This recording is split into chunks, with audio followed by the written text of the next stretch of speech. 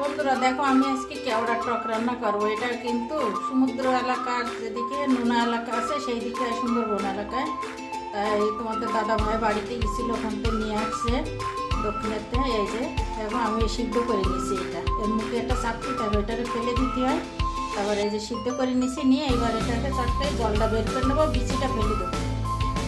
এই দেখো, আমি এই চটকায় নিয়ে জল দিয়ে চটকায় নিয়ে এই যে বিচি আলাদা করে ফেলছি, আর এই যে তার জলটুকু নিচ্ছি। এবার এটা আমি রান্না করবো। এই দেখো, একটু তেল দিচ্ছি, বেশি তেল লাগে না। কড়া সরষা দিচ্ছি।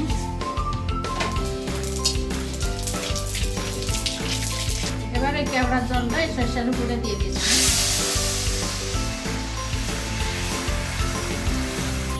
পরিমাণ মতো একটু লবণ দিচ্ছি, একটু হলুদ দিচ্ছি। এই দেখো, আমার কেওড়াটা হয়ে গেছে। আমি এখন নামাই পারবো। এটা কিন্তু তোমরা মিষ্টি দিয়েও রান্না করে খেতে পারবো, আর চিংড়ি মাছ বা কাঁকড়া মাছ দিয়ে রান্না করলে তো কথাই নেই, খুব সুন্দর লাগে। এই দেখো, কোনোদিন যদি পাও কেওড়া ফল এভাবে রান্না করে। তোমরা ভালো থাকো, সুস্থ থাকো, শুভ থাকো।